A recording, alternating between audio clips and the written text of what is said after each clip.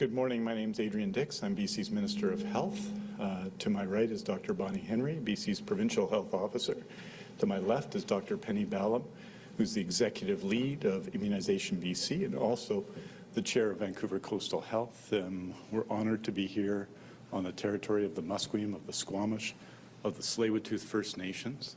Today we're going to be providing an update on the immunization efforts in British Columbia.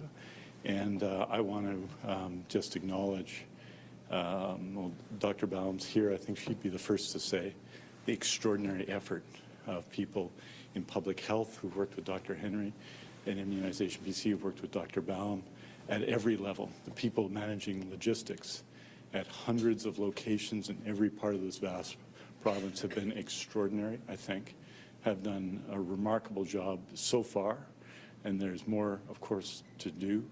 I want to acknowledge all the doctors and the nurses and the health sciences professionals, the pharmacists, the dental hygienists, the firefighters, the ambulance paramedics, so many more who've been part of the direct immunization program, and then the people who've worked outside and with people and helped people with the immunization experience everywhere in BC.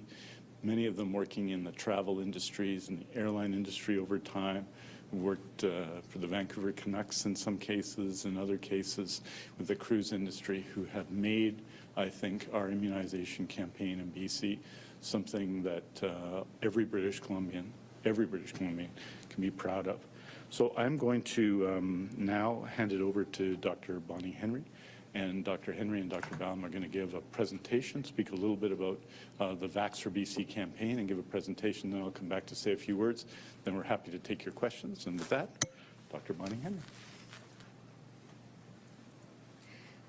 Thank you very much and good morning.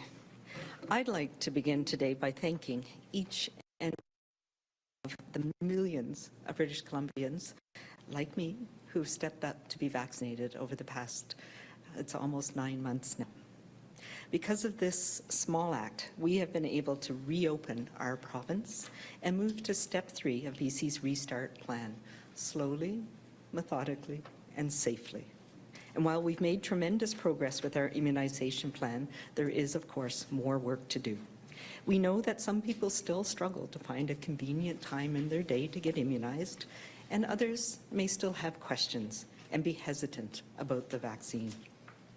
We are here today to answer some of those questions and to let you know how safe and effective these vaccines are and that they're saving lives throughout our province here every day.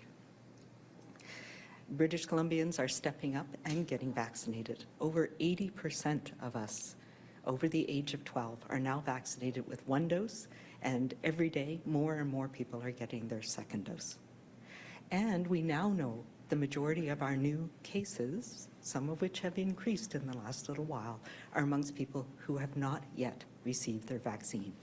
So there is more work to do if we need to protect each other, the people we're closest to, and of course, put this pandemic.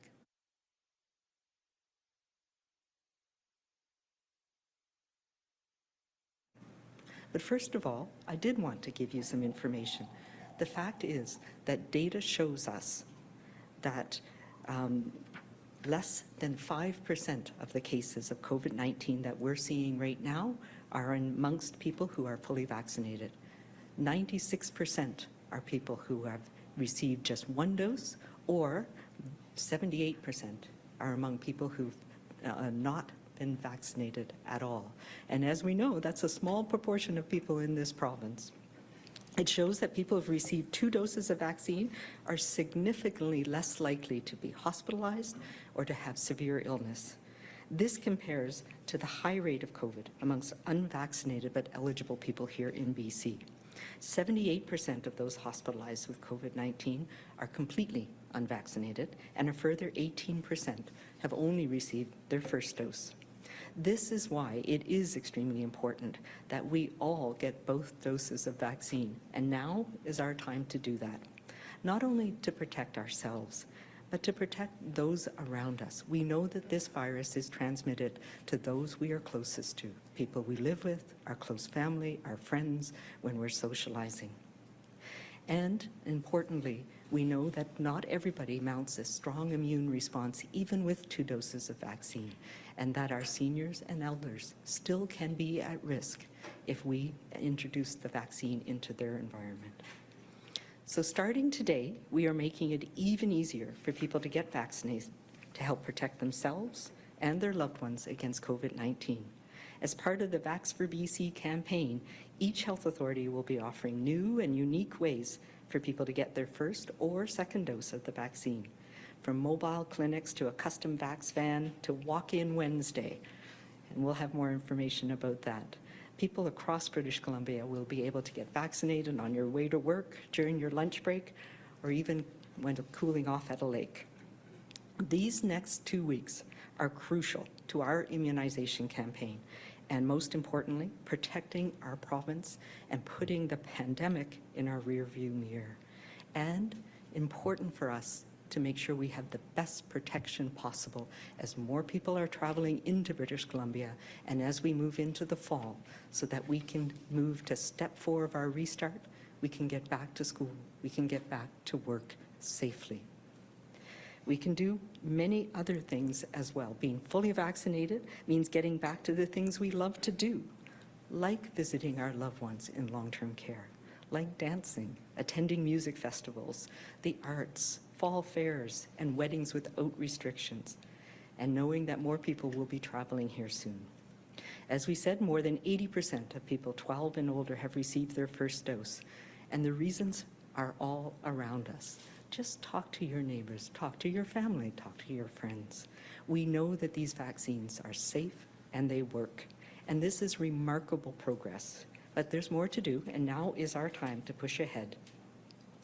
Now is the time for Vax for BC. And as we plan our celebrations for the upcoming long weekend in BC Day, I encourage everyone to talk to their friends and loved ones to help support them to get vaccinated so that we can share more special events together. And I also want to take this next few weeks for all of us to share our gratitude for those frontline heroes who've been with us through this last long 18 months, to support everyone who's got vaccinated, whether it's people in our immunization clinics, our healthcare workers across the province working in long-term care, but also those heroes that we know have been making our lives better every single day, whether it's the people who work in our grocery stores, garbage workers, parks workers, our restaurant workers, childcare, schools, food processing. There are so many people that have made a difference in this last 18 months. And now, by getting vaccinated, we can put this behind us. And I'm going to turn it now over to Dr. Penny Ballem, who's going to give you some more details.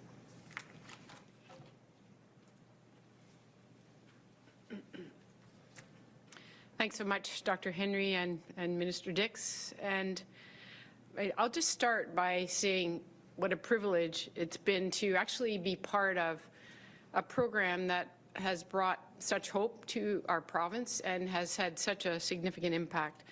Probably over the 35 to 40 years of my career, it's, I would say, the most significant initiative I've ever been involved in. And I think, as Dr. Henry has said, the public has really stepped up for us. And if you look at this next slide, this just gives you a bit of an idea from those in the age cohort of 95 and over, all the way down to our young people, 12 to 17.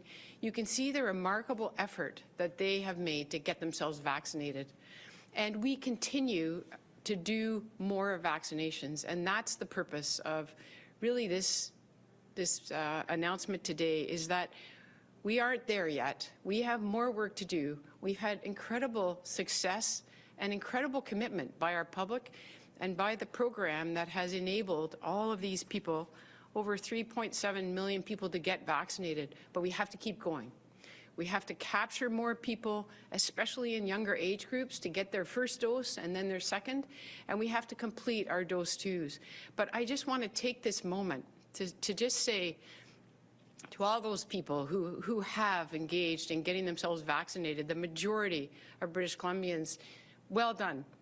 Well done. You've allowed our province to go back to things that are near normal. You've allowed our economy to really start to get going. to the extent that we want it to be with our final program of restarting. So we're on our way. We're not done. We've got more work to do.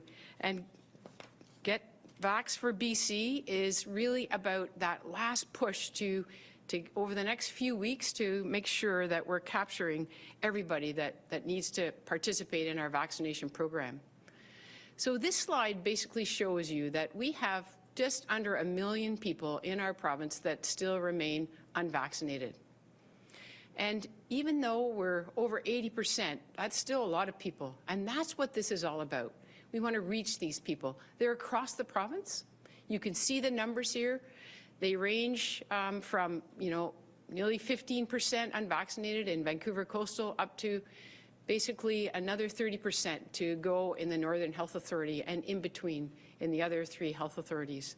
So we've done really well, but we've got more to do. And in order to encourage and enable and incent and basically make it as easy as possible for those last 900,000 people to come and participate in the vaccination campaign, we need our program to be as resilient as possible, flexible, accessible, innovative, and really using all of the creativity we can to make it as easy as possible to get those people in. We know the vast majority of them will get vaccinated. They want to get vaccinated, but you have to make it convenient. You've got to make it fun. You've got to make it an experience that they'll choose to do. Because as Dr. Henry has outlined, the impact is so significant. It protects our families. It protects our schools. It allows us to get back to normal. And it's really what it's all about in terms of turning our backs on this pandemic. So what is Vax for BC? It's a campaign, really. It's a campaign to help, as I said, as many British Columbians as possible to get vaccinated. And it's also a chance to thank, as Dr. Henry has outlined, the many, many people, starting in the health sector and with the community partners that have been part of taking care of people with COVID and vaccinating our public, all the way out to all the various work sectors and people in our province who have kept things going. Driving buses, teaching our school kids. We're so lucky in this province to have had our children in school throughout the last year. It has been a remarkable effort, and it's really made a difference.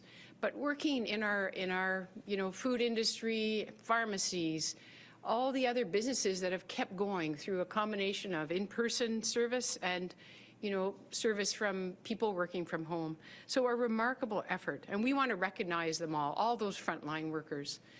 And we really think it's a chance for the people who haven't yet been vaccinated to get in there, to make a choice, to access a clinic, a pop-up clinic, a drive-through clinic, a mobile van, or a big mass vaccination center to walk in or make an appointment and get their shot over the coming weeks.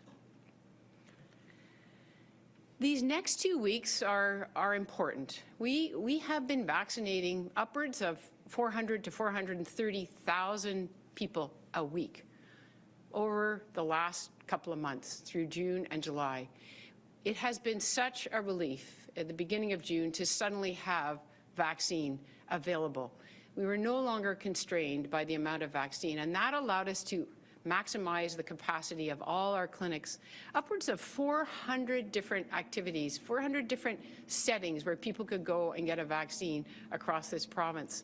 And so we've been working hard over these last 2 months to actually drive as many people as possible, as many as we could cope with, to get their vaccine, both dose 1s and dose 2s. And now, since we've got to the level that we are, we're going to have less demand, but the group that we're after, those 900,000, are really, really important. And they're, as I said, they're going to take us, initiatives that are easy to find, accessible, community-based opportunities, as Dr. Henry says, on the way to work, on the way home, at work, when you're doing your activities on the weekend, having fun. We want to be there and actually welcome you in and give you your shot. Get the jab. We are encouraging people to use our incredible online system to register and book, because that makes it easy for both them to plan and for us to plan to be there when they need. But we are also optimizing walk-in capacity across clinics across the province. And, you know, so if you haven't had your first dose, or you're within the eligible time frame of 49 days since your first dose and you're ready for dose 2, we want you to be able to quickly get vaccinated. We are, as Dr. Henry mentioned, we've picked August 4th, just after our BC Day weekend, as Walk-in Wednesday. And on that day, we will open all our clinics to just walk-in capacity. And we've preserved 20,000 shots for those who will walk in, and they will be paired up with the people who are already booked in those clinics. So on that day, this will be a massive day for our province, for people to go in, walk in, get their shot, dose 1 or dose 2, and they don't have to book ahead, although they will continue to have that choice. So as you've seen, we've seen some, you know, evidence of this kind of approach in the health authorities across the province. We had a clinic at Playland the other day in Vancouver Coastal. You've seen we've had clinics on the beaches around the Lower Mainland, on Vancouver Island. We've had mobile vans. We've had some really terrific community partners who have helped us run mobile clinics all around the interior and the north. So I think the health authorities have done a remarkable job finding innovative ways. And these next 2 weeks, this one and next one, are an opportunity to really ramp that up and take advantage of the vaccine availability and the capacity that we still have in our program. And looking ahead, you know, what we know is that the demand for vaccine will start to drop off.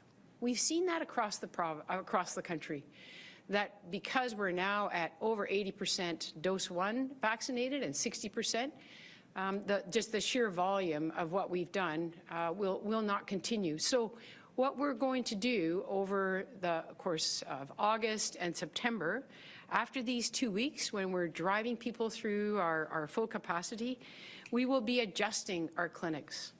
And we'll be adjusting them to actually focus on our remaining people who remain unvaccinated, and continuing to be available for people who will become eligible for their dose 2.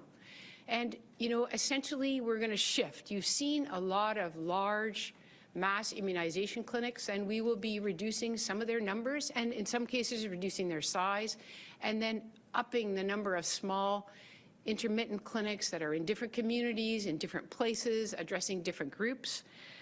We have, you know, just in the last few weeks, have had some examples of groups that have come to our attention that we need to be active to be able to respond to. We have seafarers, international seafarers that have come that haven't been able to get a vaccine. We've got a program that has to be able to respond to those. We know our 12 to 17-year-old group of kids is still a group that we need to do more work to get them in and get them vaccinated. We will be looking at, you know, a big return to school program at the end of August and into September for both our school kids in schools and our post-secondary students. But in the meantime, we want to go to where they are in the summer, their summer camps, the beaches, and try and capture them. So we really want to be available to take care of people like the incredible international firefighters that are coming into our province to help protect us. You know, I've talked about our seafarers. We have people coming to our work camps in the north and the interior. We've got international farm workers that continue to come and help support our agriculture industry. And all these things we need to be paying attention to, be able to respond to, while we're continuing to drive the ability for people who have yet to decide that they want to get vaccinated, just make it really friendly, really accessible, and easy thing to do. As we work through the adjustments that we'll be making through August, we'll be dropping probably the volume of weekly vaccines from about 430,000 down to about 150,000. And by the end of August, it will probably be down around 120,000. And so, given that, you will see some adjustments, but the principles on which the health authorities will make their decisions are, you know, easy to access, responsive to where we have more catch-up in dose 1s to do, and, just making it, an experience that works for all the different local issues across our whole province. So it will be a continued effort, and I think the thing that's an important message is our Vax for BC program is just keeping it in the public profile. We have work to do, we've got to catch up, and all of the different things that you will see in terms of this campaign will help remind people that we need to keep going. We're not there yet, and we need to protect our province. So on the recognition side of our Vax BC program, it's critically important that in order to have administered more than 6.5 million doses, it's been an enormous effort. It's been an enormous effort by people in the healthcare sector who've actually worked to organize these clinics. The community partners, we have 12 organizations who the minister had mentioned have helped us run these clinics. They've been terrific. They've taught us a lot about, how to be in the hospitality industry, not the hospital industry, but the hospitality industry, and welcome people and make them feel comfortable in a process that they may be nervous about. We've had thousands of people working with us on this program. And then beyond that, we have all the other heroes in our province, our firefighters, our teachers, our bus drivers, our agricultural workers, our food processors, our hospital workers, all these groups of people that have kept our economy going and have helped us deliver this program. So we want to recognize their efforts, and what you'll see is a lot of online opportunities, social media opportunities, posters, ways that we can recognize British Columbians to share their messages of gratitude for our public, for getting themselves vaccinated, and for all the workers and the heroes who've actually made it possible. And, that is a really, really important part of our Vax for BC campaign. So I'm going to close there and, just thank all of you for your interest and, say that this is a move now into, really what will be hopefully the final lap of our Dose 1, Dose 2 campaign over the coming weeks and months. We need to be ready for all the, the other uncertainties that we will be dealing with, but it's very good news. I just want to end by congratulating our incredible public effort to come in and get vaccinated, and then, to say, be part of our celebration with us. Thanks so much, Minister.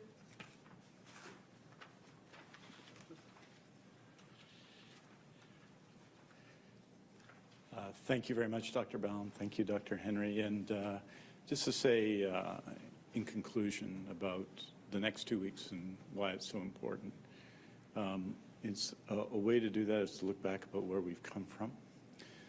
When you look at the numbers, which are, I think, extraordinary, 80.6% of all those eligible over 12 have received dose 1. As of Sunday night, it's 61.3%, and that number is increasing still at more than 1% a day. If you look at our dose 2 immunizations in the slide that Dr. Henry talked about from June 15th to July 15th, you see just an enormous difference in dose 2 immunization. In the last 3 weeks, 1,150,000 British Columbians in the 3 weeks ending Saturday night, 1,150,000 have received their second doses, while a further 120,000 had received their first doses. In other words, that number, the number of people who are partially vaccinated who have one dose is reducing and continuing to reduce in our province, such that as we come out of the BC Day long weekend, we're expecting 2/3 of all eligible British Columbians will have been fully vaccinated, and that number to continue to grow. And we have to continue to push, as we have done, dose 1 immunization. It's been about the last 3 weeks, about 40,000 new people a week on average, 33,000, a little over 33,000 in the most recent week. And we have to continue to push those numbers. And this opportunity, the next 2 weeks, Vax for BC is an opportunity for everyone. All those who are eligible to get their dose 2, to get their dose 2 on a walk-in basis. All those who are eligible, which is all those who are unvaccinated, the 900,000 people in our province who are unvaccinated, an opportunity to walk in and get their dose 1 immunization. This is an important, critical time to continue to push. We have had in BC, as all of you know, and the numbers show this, one of the most successful immunization campaigns against COVID-19 in the world. But we continue and need to do better. We must do better. It makes people safer. It makes all of us safer. It makes everyone in our community safer to raise those levels of immunization beyond which we are now. On August 4th, we'll be having a special day, a special walk-in day with extra doses available for everyone to walk in, and we want to encourage people to take an opportunity on that day, but you don't need to wait till August 4th. There will be opportunities everywhere in BC before that.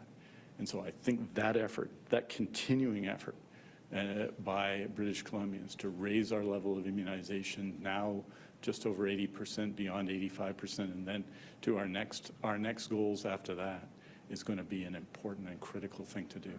So today, I ask everybody in BC, everyone who has not received their first dose, everyone who is now eligible to receive their second dose, to if they haven't registered, to register, and if they haven't booked an appointment, to book an appointment, or to take advantage of the dozens and dozens of locations where you can walk in and get your COVID-19 vaccine today and over the next couple of weeks. Let's, again, do what we've been doing throughout, which is to move the vaccination numbers in a positive direction.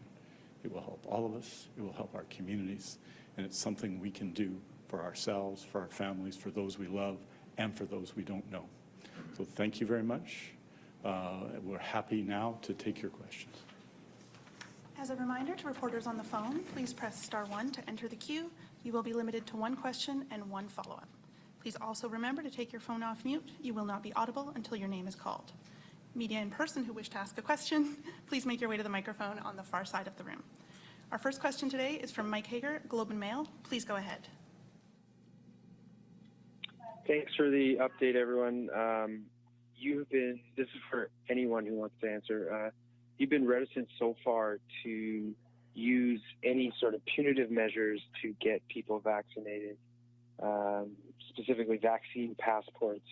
I was talking to a mayor in the interior of a hotspot at Grand Forks. He said that, maybe not vaccine passports because those could violate people's freedoms, but maybe segregating public events so that those who are fully vaccinated don't have to worry about those who aren't mingling with them and transmitting the virus. So what are your thoughts on when you make the call to actually use more punitive measures, and are you contemplating any measures like that? Well, thanks, and I'll turn it over to Dr. Henry in a moment. One of the things I want to note in our focus in the next 2 weeks is to do something exceptionally positive. Overwhelmingly, I get emails, correspondence, letters, cards every day from British Columbians talking about their vaccine experience. And that reflects the work of our volunteers, our staff teams, our doctors, our nurses, our pharmacists, everyone who's delivering vaccine in British Columbia. Many of them have described it as an emotional experience. Others have expressed joy, and you've seen that in their pictures on social media and what they're doing. So what we're going to do for the next 2 weeks is drive immunization, to provide every possible opportunity in the next couple of weeks, and encouragement for people to get vaccinated. And the benefits of that for you, for the community, and for everyone else are clear. And we want to provide that opportunity as we do in British Columbia, I think, a positive, united, and joyful way. On Wednesday night, I'll be joined by Dr. Henry and the Leader of the Opposition, Shirley Bond, who took about 2 seconds to agree when I talked to her about doing this. We'll be doing a telephone town hall meeting, for example, in Prince George together. I think our unity of purpose as a community is important. Let me say this, though, about the spread and the transmission of COVID-19, and this is important in public spaces, important for businesses, that public health will be, if there are Is there any significant transmission in business? There'll be closing on a temporary basis, yes, but closing those businesses. It is in everybody's interest to stop the transmission of COVID-19 together, that we will be taking, and we are taking actions to do that. That being vaccinated is not mandatory in our province, and it won't be mandatory in our province. But should you not be vaccinated, measures will be taken, whether it's in long-term care, already announced, or others, to protect everyone, the community, from COVID-19. So that is happening, and that is, I think, inevitable. So, and that is what the steps we've taken in some areas already. And should there be transmission of COVID-19, those steps are continuing to be there and continue to be taken by public health. But we have to, I think, acknowledge that it's been our success as a province in coming together across all lines, partisan and regional and other lines and cultural lines, to come together to address COVID-19, and that's what we're going to continue to do. And I'll hand it over to Dr. Henry to talk a little bit about the public health issues. Sure, and I think that's a really important question. And I just want to start by talking about how remarkable it is that we have 80% of people who actually are immunized and recognize the importance of this. So really important. There are many different reasons while that other 20% have not yet been immunized. And many of those reasons have to do with convenience, making it available to people. It also has to do with confidence in the vaccine. And as millions of people are being immunized around the world, and we're following that information carefully, we're looking at the safety, we're understanding how well these vaccines work, those questions can be answered for people. So building that confidence in vaccine is really important as well. And that's what we're trying to do over the next little while. It's really important that we give everybody all of the opportunities to be immunized and to make that choice for yourself. So I encourage everybody right now to, if you know somebody who hasn't been immunized, to talk to them. Talk to them about your experience, about why you did it. The reasons are all around us, as I've said many times. In terms of immunization passports, it is a choice to be immunized, but there are consequences for people who are not immunized, and that's going to be more important for us as we head into the fall, as we know that this virus will increase, as we know that we're likely to see other respiratory viruses, and incredibly important from my perspective is protecting those people who we know may not mount as good an immune response from vaccine, and that in particular is long-term care and in our healthcare sector. So this is the time to be immunized, to protect yourself, to protect your family, to protect your community. And as we move through this next few weeks, this is an important time for us all to do the best that we can to get us through this pandemic and learn how we can live with the COVID-19. So yes, we want to make sure these opportunities are there everywhere for people to get their questions answered and to have access to vaccine. But we will be looking at the measures that we need to put in place to protect people, particularly those who are most vulnerable, our seniors and elders, as we move into the fall. I did have one other thought, but it's lost at the moment, so we'll start with that. Did you have a follow-up? Yes, please. Sorry, it sounds like you're hinting at, stronger measures for unvaccinated workers in healthcare settings and long-term care. So can you just clarify those statements? And as well, what percentage of this remaining 20% simply do not want to get vaccinated for ideological reasons? I think we all know people like that in our personal lives, and wondering whether you can quantify that and how you can quantify that and how troubling that is for you. Yeah, so yes, we've already talked about in long-term care that people who aren't immunized will need to take additional infection prevention and control measures, including masking and in all areas where they're providing services to residents, and will need to be tested on a regular basis. And we are working through that, but first we need to give everybody the opportunity to be immunized.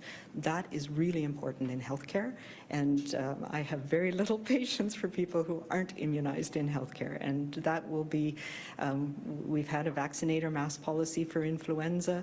We will have a very similar policy that if people choose not to be immunized and you work in healthcare, then you will not be able to work in certain settings without taking additional measures. There will be consequences for that decision. Sorry, I'm losing it today. About the ideologically approach. Oh, right. Yeah, so we have done, we've done surveys. We've asked people about their why they aren't immunized. And as we've mentioned, most people it's convenience or they have questions and they want to see. There's quite a few people who were waiting to see what was happening with other people, leaders in their community, and they wanted their questions answered. So this is the time for those people to step up and get immunized, to talk to your physician, talk to your pharmacist, come into our clinics. I think if you talk to people who've been into the clinics, they'll tell you that it's a very positive experience. We have immunizers now who have immunized millions of people, and they know how to do it in a way that alleviates your anxiety. I know there's people who have needle phobias who have had an amazing experience in our clinics because we've set them up to make them calm and peaceful and making sure people get their needs met. If you're somebody who faints at the sight of needles, we can give it to you lying down. There are many things that we'll do to help answer your questions and alleviate your fears in these clinics. We do know that the people who are actually anti-vaccine or dead set against getting immunized is a very small percentage. Overall in BC, it's about 1 or 2% of people that never get immunized. For COVID vaccine, our studies have shown us that it's maybe as many as 5% of people. But that's a very small percent. They tend to be very organized and very vocal, especially on social media. And this is the time for us to say we can answer your questions and we can address some of the misinformation and sometimes disinformation that is out there to help support you in being confident in getting yourself protected as well.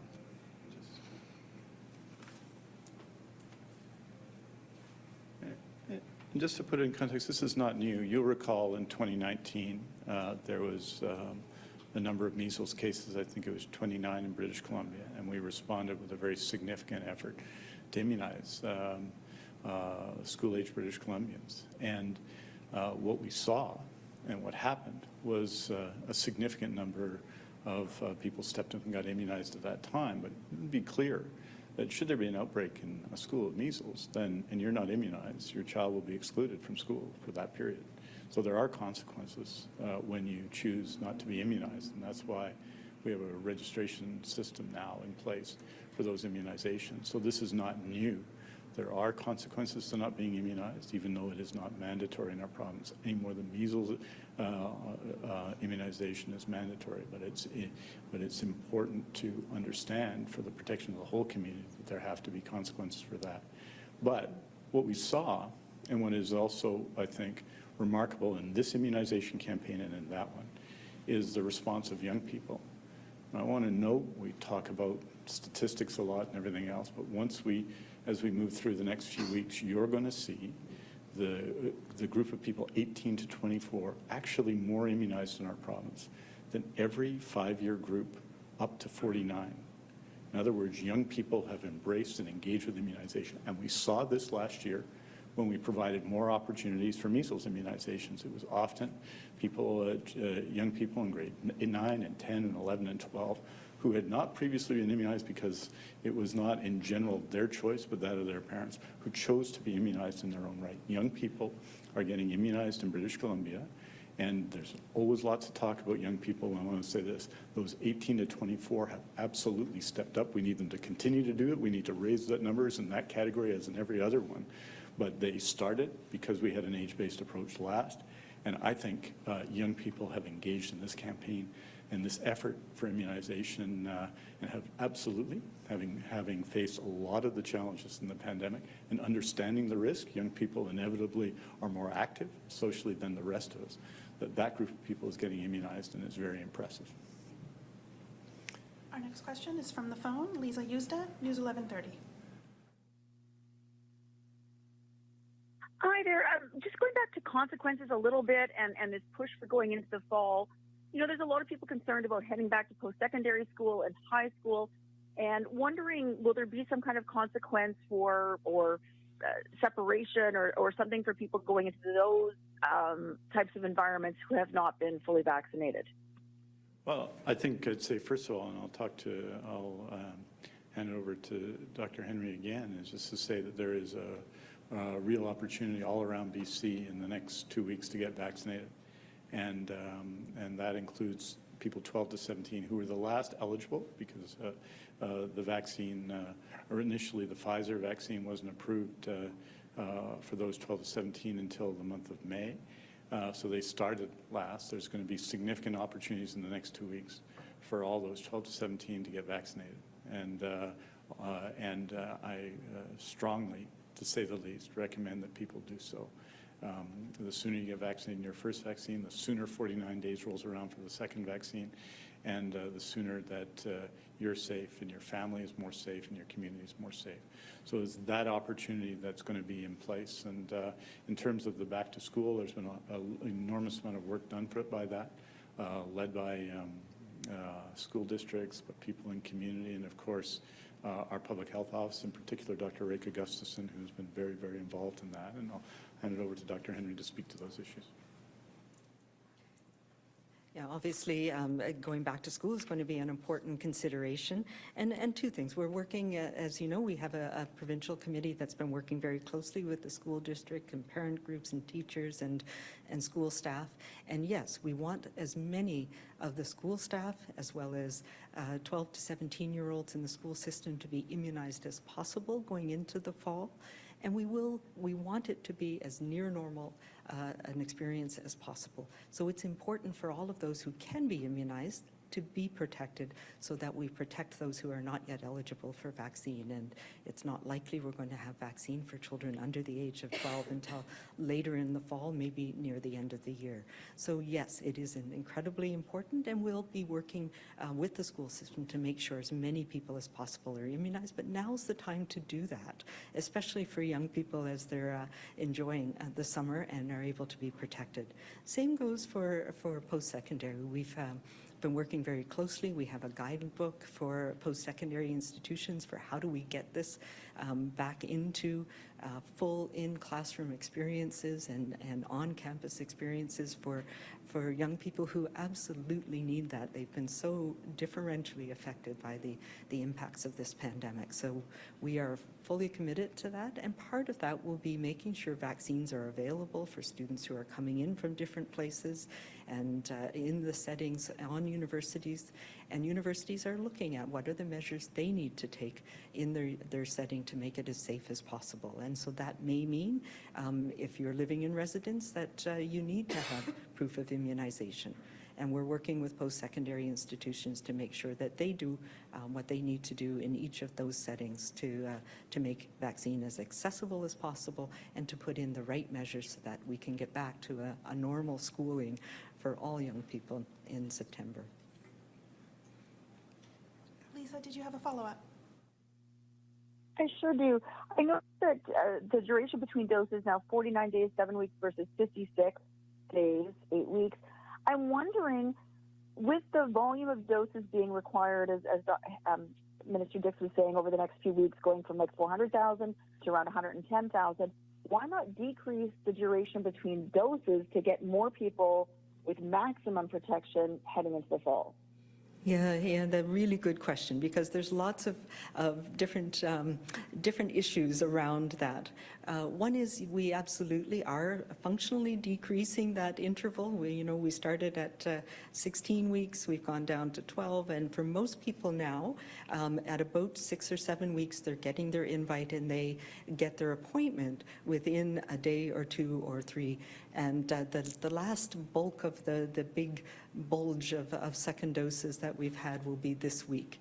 So starting next week, after at our big Wednesday drop-in day, that interval will functionally come down again to about 6 or 7 weeks for most people.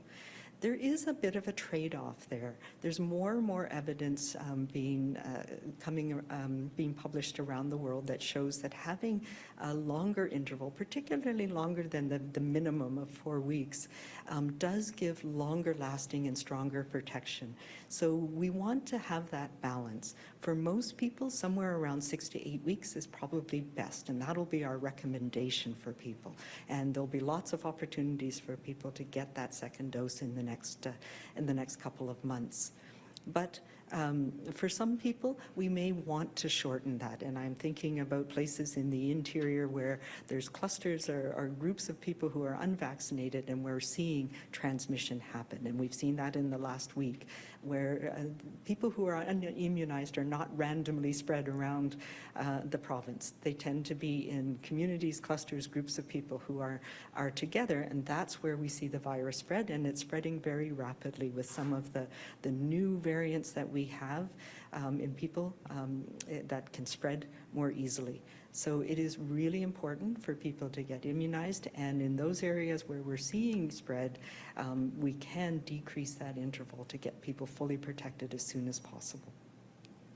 For our next question, we're coming back to the room. Shannon Patterson, CTV. Oh, hi, Dr. Henry. Nice to see you in Nice to person. see you. You're hoping these next 2 weeks will bring that 80% number up. Realistically, getting to 95 or getting to only 5% who are truly vaccine hesitant is probably not going to happen. Is 80 enough? Is 82, 83 enough to prevent COVID from just becoming a constant part of our lives into the fall and winter? Is there a number at which you're going to feel like this is going to be low enough we can function? Well, I think there's a couple of big things there.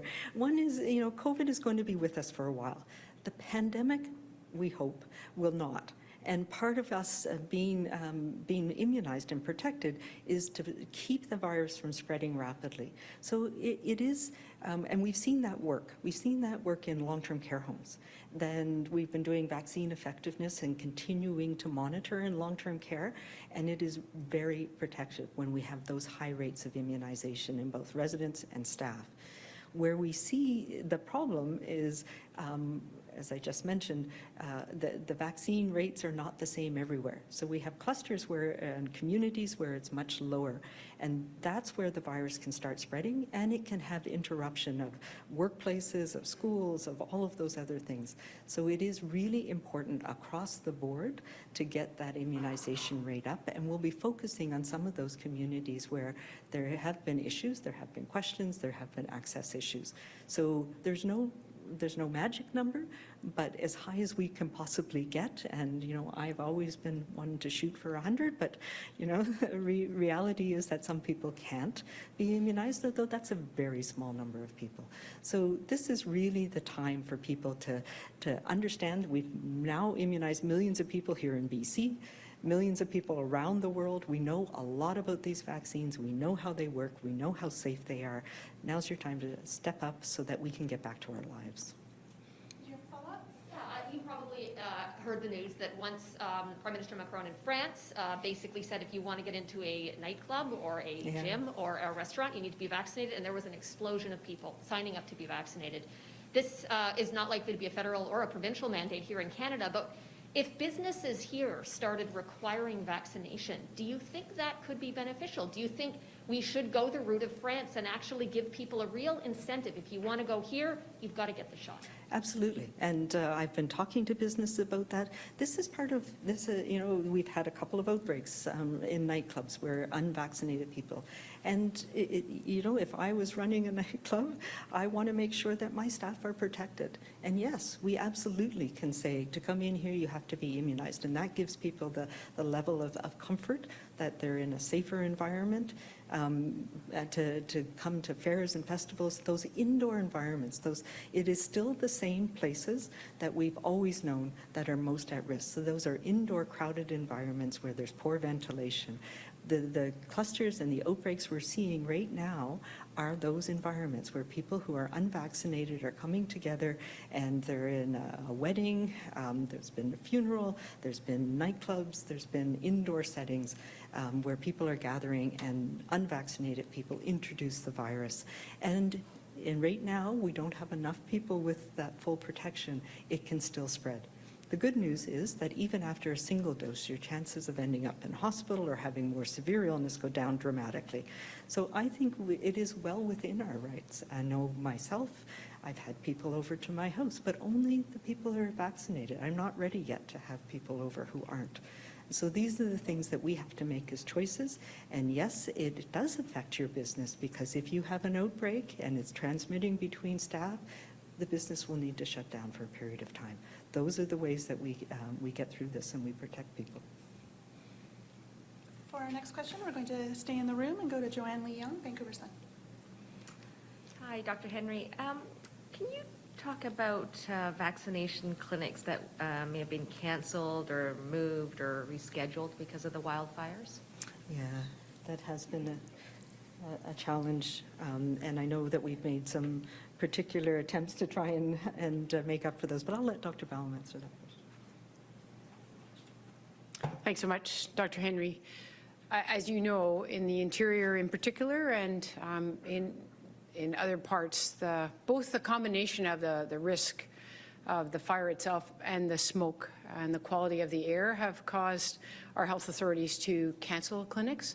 When we do that, and it's happened, for a number of reasons around the province during the heat wave, there were clinics that were canceled because it was just too hot for both staff and our public in those things. So the process really is we figure out, can it be rescheduled locally in the same place in a short period of time?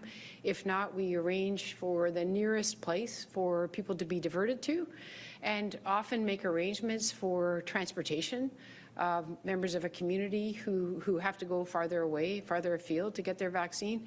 And for sure, we will, as soon as it's safe, we will come back and usually reestablish a clinic.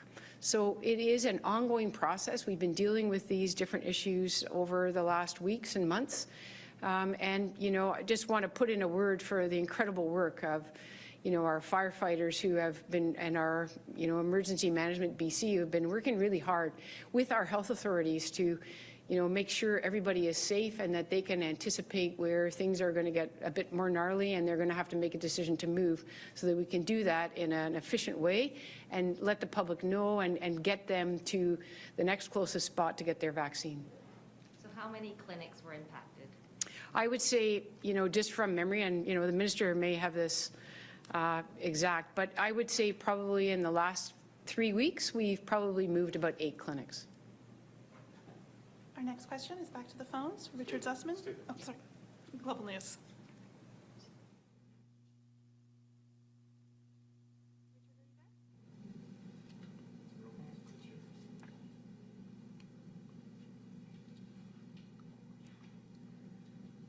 I'm not sure what's going on. Is it me? Richard, we didn't hear that. Would you mind repeating, please? Oh, yeah, absolutely. I wasn't sure if I heard the minister there. I wasn't sure if he was going to finish. CDC in the United States announced today that they're going to be changing guidance around indoor mask wearing and will be shifting back to a recommendation to wear masks indoors. Whenever BC's cases go up, as they have over the last 2 weeks, we hear calls from people to see the mask mandate come back here in BC. Is it something the province is considering? What would it take to bring back a mandate to wear masks in indoor public spaces here in British Columbia? Yeah, so we still have that in terms of, that is our guidance from public health, is that masks be worn in indoor public spaces, at least until you've had 2 doses of vaccine and 2 weeks have passed. But I know many people continue to wear masks in those, particularly those crowded places when you're in close contact with people who you don't necessarily know. So I certainly wear my mask when I go to retail stores, if on public transit, and those are the messages that people need to have now. Yes, masks have a role to play. They have a role to play particularly when case rates are high and when you're in those environments where the virus can spread rapidly, so indoor public spaces. And yes, we do absolutely recommend, and I know many people continue to do that, and we encourage that.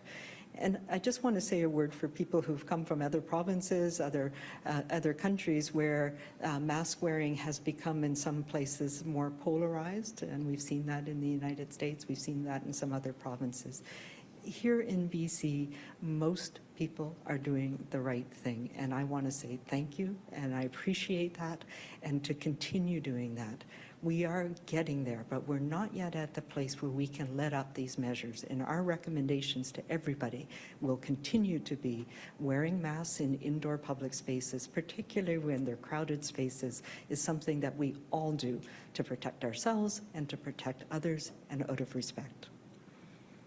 Richard, did you have a follow-up?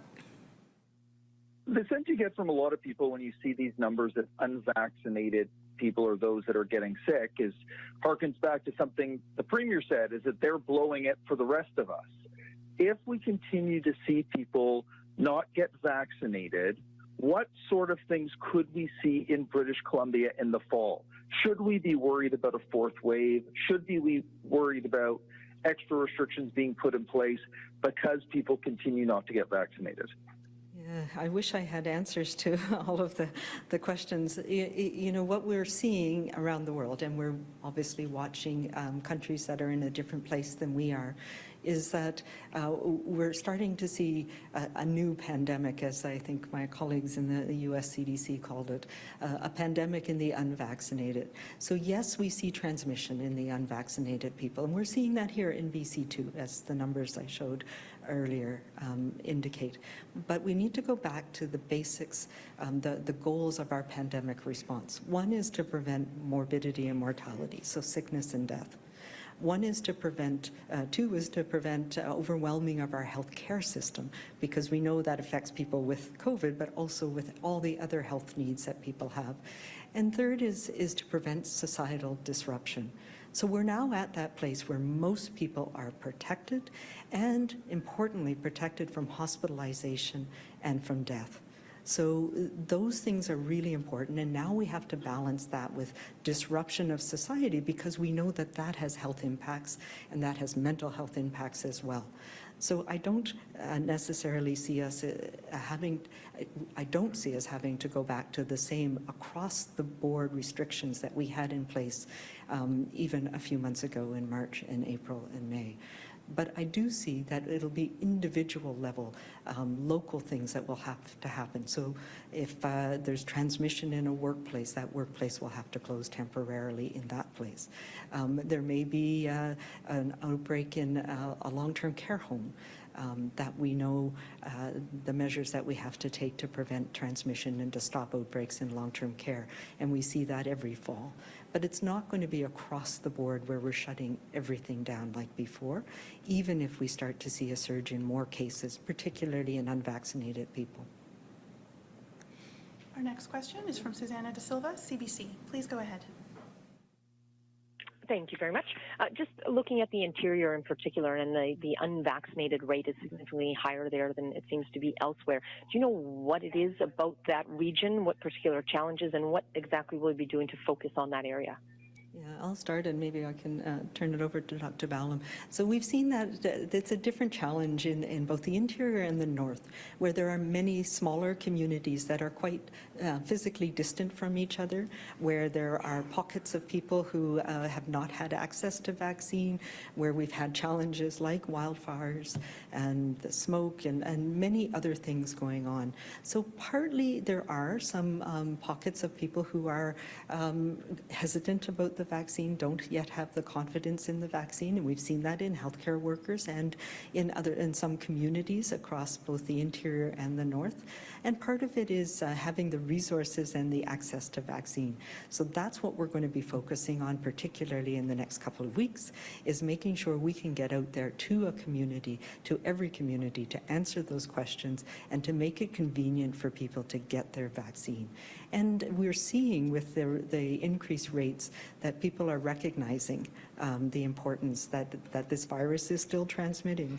And we need to do the work on the ground, as Dr. Ballem calls it, our ground game, to get out there and get people the information they need. And, you know, part of that is talking to your physician, talking to your pharmacist, talking to leaders in the community about the vaccine and about how important it is. Yeah, thanks, Dr. Henry. I think you've covered most of it, but I think our ground game, you know, we're learning a lot about, how people respond and what's the safe sort of channel into which they'll go and get a vaccine. And it's interesting. Some will come with their family. Some will come with their church group. Some, will wait and wait until suddenly their workplace decides, let's all go get vaccinated today. And it's been a real learning for us to see that there are all these different ways that bring people to finally decide to get their vaccine. And when you have as many communities as you do in a place like the interior, it's like, tens of communities that we have to access and get to and talk to and find the local leaders. It just takes more time. And that's what the Vax for BC campaign is about. We have some time now. You can see we'll reduce our vaccination numbers from about 430,000 a week down to about 150,000. It allows us a bit more time to take that, individual approach to different groups, different populations, different geographic areas in our province, and just get in there and work even harder to bring them in. So, Vax for BC, we're ready for you. Suzanne? Oh, sorry, Minister. Sorry, Just to say, in the Interior Health Authority, I think it's important, especially when we look at case numbers, understand that those have changed over time. That at the beginning of the pandemic in March and April of 2020, a very significant portion of the cases were in Vancouver Coastal Health initially, and then it became Fraser Health, and now it's Interior Health. One of the things in this current period, which has the most cases in the last short period, and I think I would say this, we saw in July of 2020 some increases of cases in the Kelowna area. And the community stepped up and addressed that. And at that time, and as you recall, that early increase in cases in Kelowna, and people led, and in the community, Mayor Bazran was a big part of it. Of course, all of the folks at Interior Health were a very significant part of it. Colleagues in the legislature at the time, such as Norm Letnick, played a real role in it. And I think that we're going to see that now. Part of it is ensuring that, especially in smaller communities, where inevitably the vaccine isn't available 7 days a week, and you're not able to book appointments 7 days a week as you can at the Italian Cultural Center in my constituency, that we're making efforts to make it more available, and we just have to continue to do the work. There is going to be a tendency, and you see that in the debate in other countries. There's a reference to France earlier and the efforts of President Macron. There's discussion in the United States. Here in BC, I think our strength is going to be to join together and to work together and to drive those numbers up day after day of immunization across all communities, to not divide or point to particular communities, but to work everywhere. And that's what Vax for BC is all about. I'm very proud, particularly proud, of the efforts of Interior Health, for example. The number of individual clinics in small places and in big places, from Scotch Creek to Kelowna, all over Interior Health, where first dose and eligible second dose drop-in immunization clinics are happening, where we've raised not from the low 50s or below 50 in a community like Rutland to almost 70 in a fairly short period of time, gaining ground in communities such as that because of efforts of community leaders and of Interior Health and of health professionals and of communities to make it happen. I think we can do that. And I don't think it's becoming polarized around these questions that we do it, but it's in working together that we're going to raise those numbers up, and I believe that will happen and continue to happen in Interior Health. I'm very proud of the efforts of everybody, every part of British Columbia to do that. Susanna, did you have a follow-up? I did, thank you. Just briefly, if you could say, if you have an idea of how many of the new cases we're seeing are from out of province, but also why not use family doctors? We talk about trying different ways to reach people, to bring family doctors into the process. Yes, that's a great question. Our family doctors are a critical part of, helping us be successful with the campaign. And, this has been, if you look at the vaccines that we've been working with over the last 8 months, these are tough logistical vaccines. In the early days, the Pfizer vaccine required minus 70-degree refrigeration, and the documentation for the cold chain of the vaccines is very rigorous and quite demanding. So, the provincial system that we have has been a massive enabler of us to be able to plan, book, and execute our vaccination campaign. These things are all ways that make it much more complex for individual family doctors' offices to actually do the vaccinations themselves. So we have involved our family doctors, many of them, both active family doctors who are currently in practice and those who are retired, have been part of a really critical part of our immunization clinics all around the province. And they will continue to play a really important role. And as the minister has indicated, many of them have, worked with their panels of patients that they look after, to basically have individual interactions with them to encourage them to get vaccinated. And, we have worked with them to provide them the information about, where they've got gaps in vaccination rates amongst their population.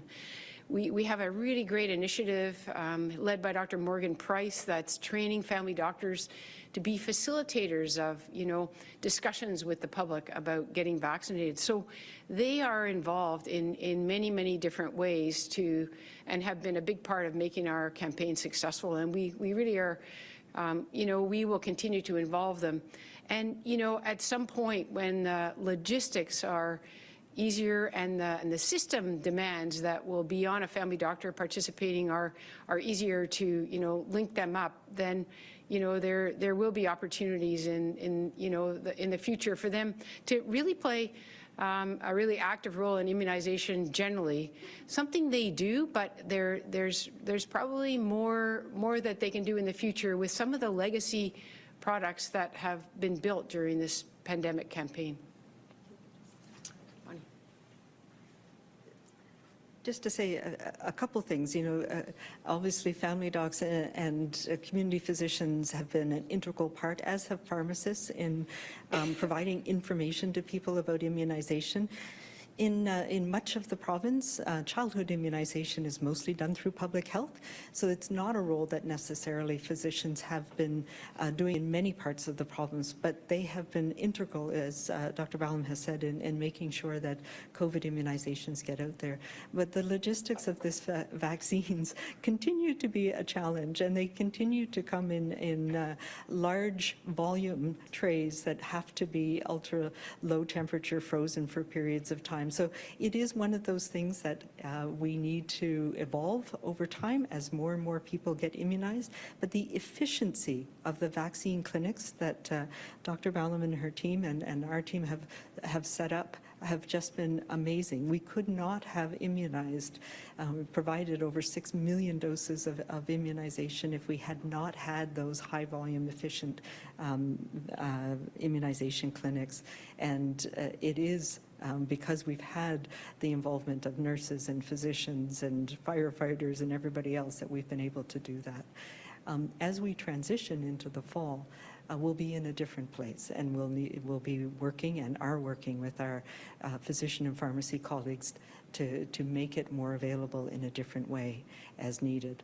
In terms of the number of people who are out of province, we have seen more people movement. So moving within the province, and this is the same issues that we've had since this pandemic began. We bring the risk with us from where we come, and we take it back from where we've been.